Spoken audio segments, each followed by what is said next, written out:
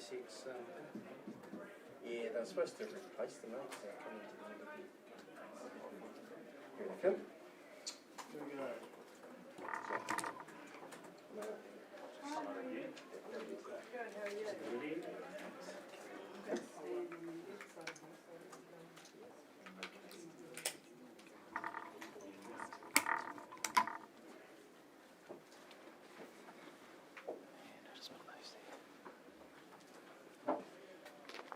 Kia ora koutou katoa.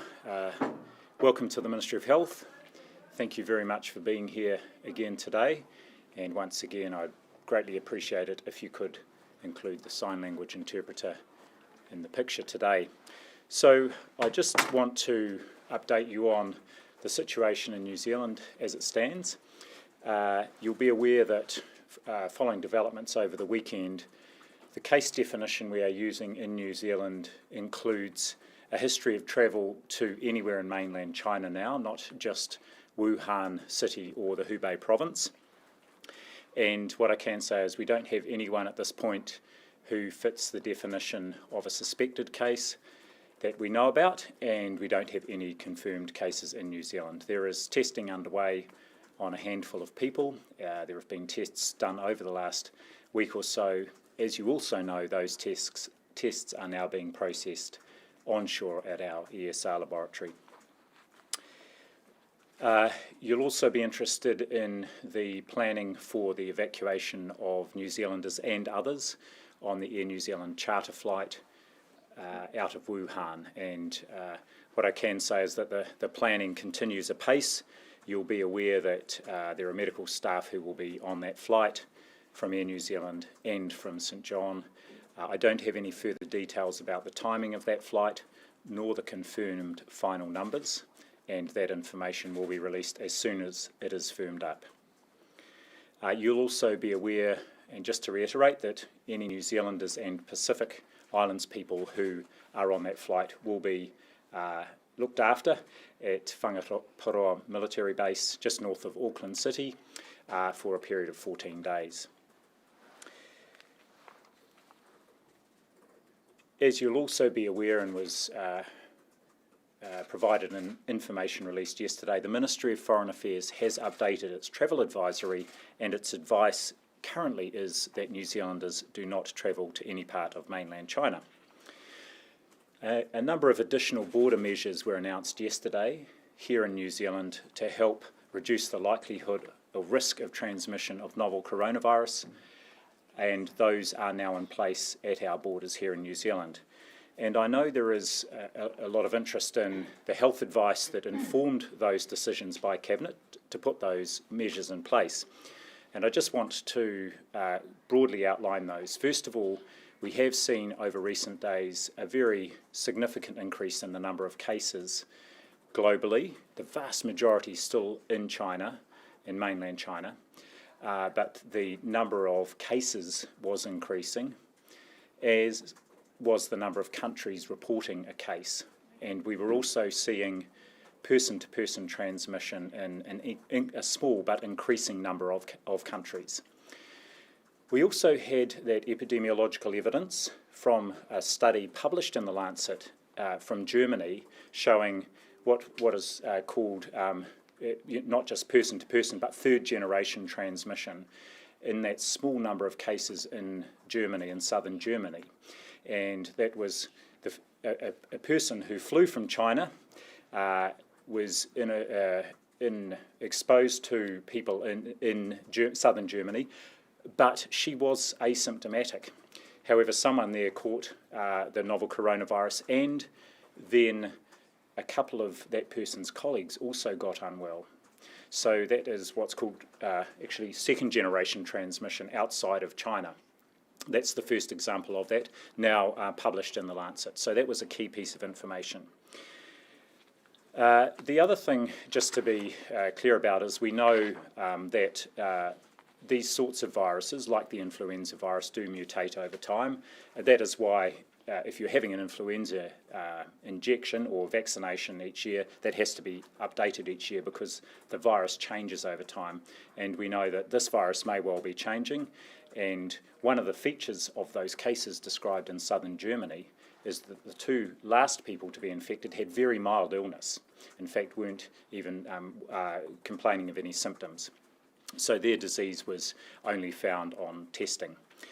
So really what we're seeing is a rapidly evolving picture, a lot of uncertainty, and on that basis we continued, and in close discussion with our health colleagues in Australia, we continued to take that very precautionary approach and advise the government to put in place some stricter border measures to help reduce the likelihood of us getting a number of cases here in New Zealand and the potential for a sustained community outbreak. But just to go back to my message at the start, we have not yet had a confirmed case in New Zealand, and at this point in time, whilst there is some testing happening, we don't have anybody who fulfills our definition of a suspected case. Now, I'm happy to pause there and open to questions. How many Kiwi, Australians, Tongs and Samoans are expected to be on the flight back? So I don't have the full detail about the numbers. That will be released. It's slightly moving feast, but the plane can take up to 300 people, and so we've made all the available seats there for anyone from those countries. Right, and do you know if they will be seated 2 metres apart from each other, and will there be social distancing? They will just be seated in the normal economy class seats and will be issued with masks and given very clear instructions about how to use the masks and also about how they should move around the plane to reduce the likelihood of any possible infection spread. I should say also, just reiterating the point, that people will be assessed before they hop on the flight, and if there's any question they are symptomatic, then they won't be boarding the flight. Do you know if any of those people who are expected to get on the flight are feeling unwell at this stage? No, I don't have any information about that. Just to reiterate that the Ministry of Foreign Affairs and Trade is still very much firming up the passenger list of not just the people who expressed an interest, but those who now intend to take that flight and get to the airport to take it. What does enhanced screening at the border mean? What measures are you implementing there? So, I said enhanced border measures, and that in particular is the restriction on people coming into New Zealand who have either been to China and are flying directly from China or have transited from China. As you will know from the Prime Minister's announcements yesterday, only New Zealand citizens, permanent residents and their families will be able to come into New Zealand if they have travelled to mainland China in the last 14 days. I point out too that includes New Zealand citizens who are from the countries of the realm, Tokelau, Niue and the Cook Islands. So when it has been said that there will be enhanced screening upon arrival. Is that the border measure you're referring to? It's not a medical screening?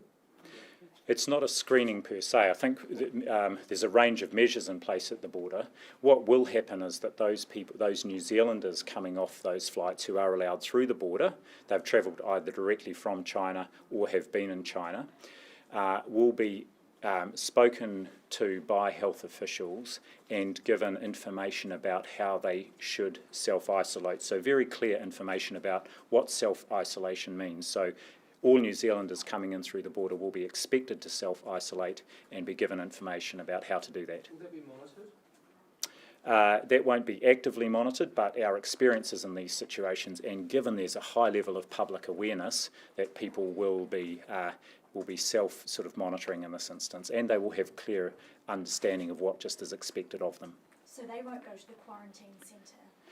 So the only people who will be looked after at Whangaparoa will be people who are coming in on the flight being evacuated out of Wuhan. Now there's a very good reason for that, because as you'll see from the epidemiology and the number of cases which continues to grow, the majority are still in Wuhan or Hubei province, and we know that there's been disease in that area for longer than anywhere else, and so they're coming out of an area where there's a much higher risk of them having been exposed to the infection.